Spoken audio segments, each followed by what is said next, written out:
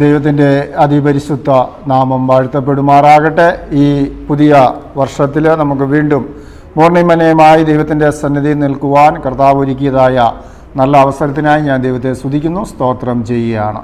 കർത്താവിൻ്റെ സന്നിധിയിൽ നമുക്കായിരിക്കുന്നത് തീർച്ചയായും നമ്മുടെ ജീവിതത്തിലെ ഏറ്റവും അനുഗ്രഹമാണല്ലോ. നല്ലൊരു പ്രഭാതം കൂടെ സ്വർഗ്ഗത്തിലെ ദൈവം നമുക്ക് നൽകി തന്ന ഓർത്ത് ഞാൻ ദൈവത്തെ സ്തുതിക്കുന്നു, സ്തോത്രം ചെയ്യുകയാണ്.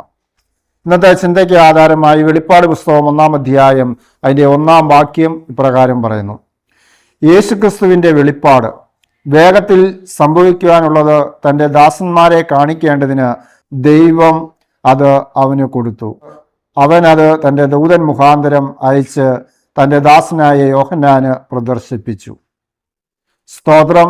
വളരെ അനുഗ്രഹിക്കപ്പെട്ടതായ തിരുവചനമാണ്. വെളിപ്പാട് പുസ്തകത്തെ ആധാരമാക്കിയാണ് നാം ഈ പ്രാവശ്യത്തെ മോർണിംഗ് മന്ന നമുക്ക് ചിന്തിക്കുവാനുള്ളത്. ഗ്രന്ഥകർത്താവ് നമുക്കറിയാം യോഹന്നാൻ. അതിൻ്റെ അധ്യായം എന്ന് പറയുന്നത് 22 അധ്യായങ്ങളുണ്ട്, 404 വാക്യങ്ങളുണ്ട്. എഴുതിയതായ കാലഘട്ടം AD 95 എന്ന് നമുക്ക് കാണുവാനായിട്ട് സാധിക്കുന്നുണ്ട്. നമുക്കറിയാം യോഹന്നാൻ കർത്താവായ യേശു ക്രിസ്തുവിനെ ഏറ്റവും അധികം സ്നേഹിച്ചതായിട്ട് നമുക്ക് തിരുവചനം പരിശോധിക്കുമ്പോൾ കാണുവാനായിട്ട് സാധിക്കുന്നുണ്ട്. ഗെദസ്മേൻ തോട്ടം മുതൽ റോമൻ പടയാളികൾ കർത്താവായ യേശു ക്രിസ്തുവിനെ പിടിച്ചു കൊണ്ടുപോകുമ്പോൾ അവിടെ ശിഷ്യന്മാരൊക്കെയും കൂടെ ഉണ്ടായിരുന്നെങ്കിലും എല്ലാവരും നാനാ സ്ഥലങ്ങളിലേക്ക് ചിതറിക്കപ്പെട്ടവരായി പോകുന്നതായി നമുക്ക് കാണുവാനായിട്ട് സാധിക്കുന്നുണ്ട്. എന്നാൽ തൻ്റെ ക്രൂശീകരണ സമയത്ത് യോഹന്നാൻ വളരെ ദൂരെ നിന്നുകൊണ്ട് ഈ പ്രയാസമേറിയതായ കാഴ്ചകൾ, വളരെ തന്നെ വേദനിപ്പിക്കുന്നതായ തൻ്റെ ഗുരുവിൻ്റെ ആ ഭാരമേറിയ കുരിശുമായി ചുമന്നുകൊണ്ട് ഗോൽഗോഥയിലേക്കുള്ള ആ യാത്ര കണ്ട് വ്യസനിച്ച് വളരെ ദൂരെ പോകുന്നതായിട്ട് നമുക്ക് കാണുവാനായിട്ട് സാധിക്കുന്നുണ്ട്. പ്രിയമുള്ളവരെ, തൻ്റെ ആ യാത്ര കർത്താവായ യേശു ക്രിസ്തുവിനെ ക്രൂശിൽ തറച്ചതിന് ശേഷം താൻ ആ ക്രൂശിന്റെ ചുവട്ടിലേക്ക് യോഹന്നാൻ കടന്നു ചെല്ലുന്നതായിട്ട് നമുക്ക് കാണുവാനായിട്ട് സാധിക്കുന്നുണ്ട്. അപ്പോൾ അവിടെ കർത്താവായ യേശു ക്രിസ്തു ക്രൂശിൽ കിടന്നുകൊണ്ട് തൻ്റെ അമ്മയായ മറിയത്തെ കാണിച്ചുകൊണ്ട് ഇതാ നിന്റെ അമ്മ എന്ന് അവിടെ പറയുവാൻ തക്കവണ്ണം ഇടയായി തീരുകയാണ്. ഒരു ഭാരിച്ച വലിയ ഉത്തരവാദിത്വമാണ് യോഹന്നാനെ സ്വർഗത്തിലെ ദൈവം പരമേൽപ്പിച്ചത്. അമ്മേ, നിന്റെ അമ്മ എന്നാണ് പറഞ്ഞത്. സ്തോത്രം. അപ്പോൾ തീർച്ചയായും മാതാപിതാക്കളെ ബഹുമാനിക്കുകയും അവരെ കരുതുകയും സ്നേഹിക്കുകയും ചെയ്യേണ്ടതായ വലിയൊരു ഉത്തരവാദിത്വം യോഹന്നാനെ കർത്താവായ യേശു ക്രിസ്തു പരമേൽപ്പിച്ചതുപോലെ നമ്മെ ഓരോരുത്തരെയും സ്വർഗത്തിലെ ദൈവം മാതാപിതാക്കളെ സംരക്ഷിക്കേണ്ടതായ വലിയൊരു ചുമതല പരമേൽപ്പിച്ചിരിക്കുന്ന വാക്കുകളാണ് ഇതാണ് നിന്റെ അമ്മ എന്ന് പറയുന്നതിൽ. സ്തോത്രം. അപ്പോൾ തീർച്ചയായും ഈ ഭൂമിയിൽ കാണപ്പെട്ട ദൈവങ്ങളായ മാതാപിതാക്കളെ സംരക്ഷിക്കേണ്ടതായ ഒരു നല്ല അനുഭവത്തിലൂടെ ദൈവമക്കൾ ഓരോരുത്തരും കടന്നു പോകണമെന്ന് സ്വർഗത്തിലെ ദൈവം ആഗ്രഹിക്കുന്നുവെന്ന് നമുക്ക് ഈ വചനത്തിലൂടെ കാണുവാനായിട്ട് സാധിക്കുന്നുണ്ട്. അതുകൊണ്ട് അന്ന് മുതൽ, ആ നിമിഷം മുതൽ അമ്മയെ മറിയത്തെ തൻ്റെ അമ്മയെ ചേർത്ത് പിടിച്ചുകൊണ്ട് തൻ്റെ മരണം വരെയും ആ മാതാവിനെ സംരക്ഷിച്ചതായിട്ട് യോഹന്നാൻ നല്ല മാതൃക നമുക്ക് കാണിച്ചു തന്നു എന്ന് നമുക്ക് കാണുവാനായിട്ട് സാധിക്കുന്നുണ്ട്. യോഹന്നാൻ ഉണ്ടായ വെളിപ്പാട് എന്ന് പലപ്പോഴും പറയാറുണ്ട്.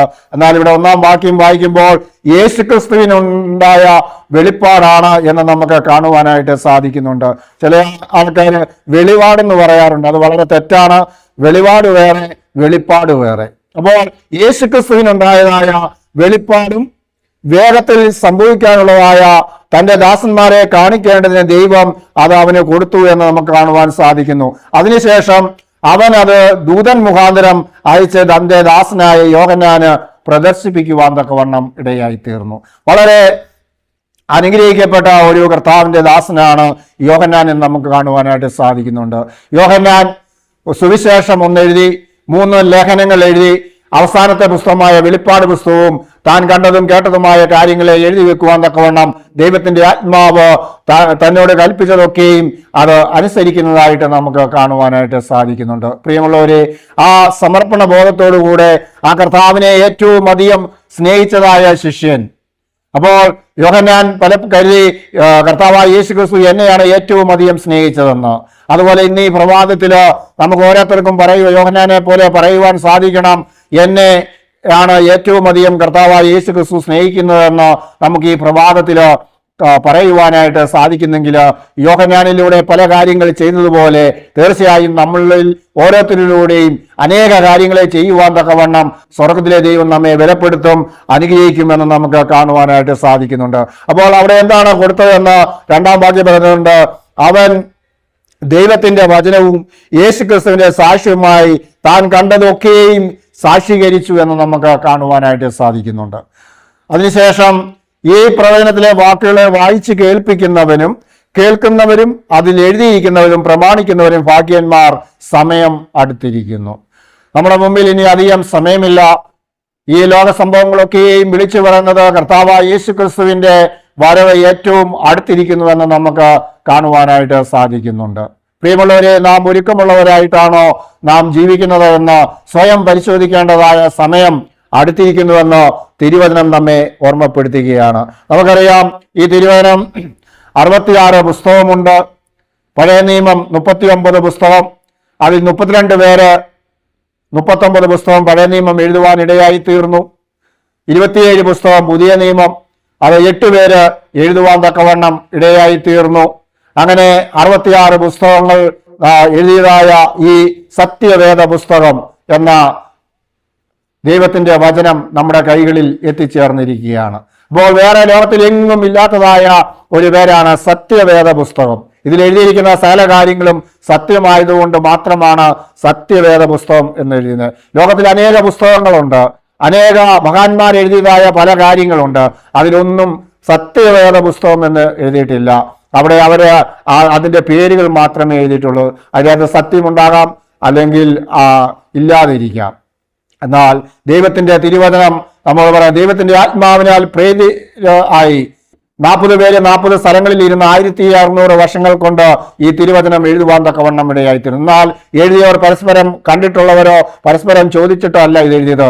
ദൈവത്തിന്റെ ആത്മാവ് അവർക്ക് കൊടുത്ത നിർദ്ദേശപ്രകാരം അവർ തിരുവചനം ഉൽപ്പത്തി മുതൽ വെളിപ്പാട് വരെയുള്ള പുസ്തകങ്ങൾ എഴുതുവാൻ തക്കവണ്ണം ഇടയായി തീർന്നു. അതുകൊണ്ട് അനുഗ്രഹിക്കപ്പെട്ടതായ ഒരു ദൈവദാസനാണ് യോഹന്നാനെ നമുക്ക് കാണുവാൻ സാധിക്കുന്നുണ്ട്.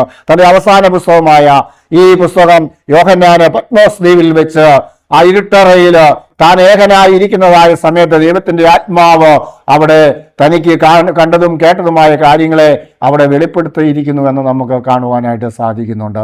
അത് വളരെ ശക്തമായി. അതുകൊണ്ടാണ് ഈ തിരുവചനം ഈ വാക്കുകളെ കേൾപ്പിക്കുന്നവനും വചനം വായിക്കുന്നവനും ഇത് എഴുതിയിരിക്കുന്നത് പ്രമാണിക്കുന്നവനും ഭാഗ്യവാൻ എന്ന് പറയുന്ന സമയം അടുത്തിരിക്കുകയാണ്. അപ്പോൾ ഈ ദൈവത്തിന്റെ മാറ്റമില്ലാത്തതായ ഈ തിരുവചനം നാം ചുമന്നുകൊണ്ട് നാം തിരുവചനം ലോകത്തോട് വിളിച്ചറിയിക്കുന്നെങ്കിൽ തീർച്ചയായും നാം ഓരോരുത്തരും അനുഗ്രഹിക്കപ്പെട്ടവരായി തീരും. നമ്മുടെ കുടുംബങ്ങൾ അനുഗ്രഹിക്കപ്പെടും, നമ്മുടെ തലമുറകൾ അനുഗ്രഹിക്കപ്പെടുവാനായിട്ട് ഇടയായി തീരും.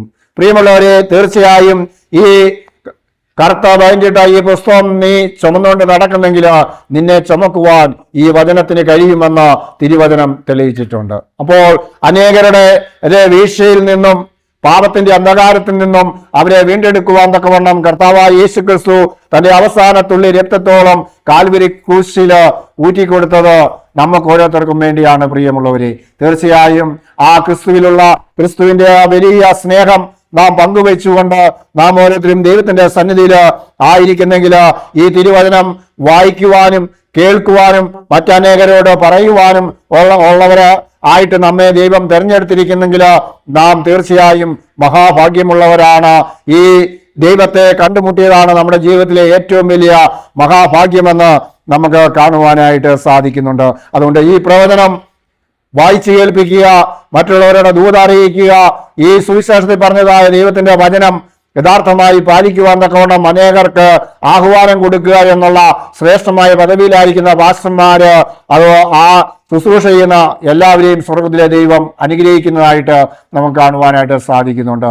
അത് തീർച്ചയായും ഈ വചനത്തിലെ വാക്കുകളെ വായിച്ചുകൊണ്ട് അത് കേട്ടനുസരിക്കുന്നവരായി മറ്റുള്ളവർക്ക് പറഞ്ഞു കൊടുക്കുന്നവരായി തീർന്നുകൊണ്ട് ഇത് പ്രമാണിക്കുന്നവരായി തീരുമ്പോൾ നാം എല്ലാവരും വളരെ ഭാഗ്യമുള്ളവരാണ്. അതാണ് ഈ ലോകത്തിൽ നാം ജീവിക്കുമ്പോൾ തീർച്ചയായും നമുക്ക് ലഭിക്കുന്നതായ മഹാഭാഗ്യം എന്നത് തീർച്ചയായും ഈ തിരുവചനം പഠിക്കുക എന്നുള്ളതാണ്. എങ്കിൽ മാത്രമേ നമുക്ക് കർത്താവായ യേശു ക്രിസ്തുവിന്റെ രണ്ടാം വരവെങ്കിലോ തീർച്ചയായും കർത്താവ് നമുക്ക് വേണ്ടി ഒരുക്കിയിരിക്കുന്നതായ ആ സ്വർഗീയ രാജ്യത്തിലേക്ക് നമുക്ക് കടന്നു ചെല്ലുവാനായിട്ട് സാധിക്കുകയുള്ളൂ. പ്രിയമുള്ളവരെ, ഈ ലോകത്തിലെ അല്പസമയം നാം കർത്താവിന് വേണ്ടി ജീവിക്കുന്നെങ്കിൽ, കർത്താവിന് വേണ്ടി പ്രവർത്തിക്കുന്നെങ്കിൽ, കർത്താവിന്റെ ഈ പ്രമാണത്തെ നാം ലോകത്തോട് വിളിച്ചു പറയുന്നെങ്കിൽ തീർച്ചയായിട്ടും കേൾക്കുന്നവനും പറയുന്നവനും അനുഗ്രഹിക്കപ്പെടുന്നു എന്ന് നമുക്ക് കാണുവാനായിട്ട് സാധിക്കുന്നുണ്ട്. ഈ ദൈവത്തിന്റെ തിരുവചനം ആരോടും എപ്പോഴും എവിടെയും വെച്ച് നമുക്ക് പറയുവാൻ പറ്റിയതായ കർത്താവായ യേശു ക്രിസ്തുവിന്റെ ഈ വലിയ ചരിത്രം മാത്രമാണ് നമുക്ക് എല്ലാവരോടും, ലോകത്തെല്ലാവരോടും ഏത് സമയത്തും പറയുവാനായിട്ട് എല്ലാ ഭൂഖണ്ഡങ്ങളിലും, എല്ലാ രാജ്യങ്ങളിലും, എല്ലാ സംസ്ഥാനങ്ങളിലും, എല്ലാ കോർപ്പറേഷനിലും, മുനിസിപ്പാലിറ്റി, പഞ്ചായത്ത്, എല്ലാ മുക്കിലും മൂലയിലും എവിടെയും ആരോടും പറയുവാൻ സാധിക്കുന്നത് ദൈവത്തിന്റെ തിരുവചനം മാത്രമാണ്. പ്രിയമുള്ളവരെ, അതുകൊണ്ട് നാം ഓരോരുത്തരും ഈ യോഹന്നാൻ കർത്താവായ യേശു ക്രിസ്തുവിനെ ഏറ്റവും അധികം സ്നേഹിച്ചതുപോലെ ഇന്ന് ഈ പ്രഭാതത്തിൽ നാം സ്നേഹിച്ചുകൊണ്ട് കർത്താവിന് യാഗമായി നമ്മെ സമർപ്പിച്ചുകൊണ്ട് നാം ദൈവത്തിന്റെ സന്നിധിയിലായിരിക്കുന്നെങ്കിൽ സ്വർഗം നമ്മെ ഓരോരുത്തരെയും അനുഗ്രഹിക്കുമാറാകട്ടെ. ആമേൻ.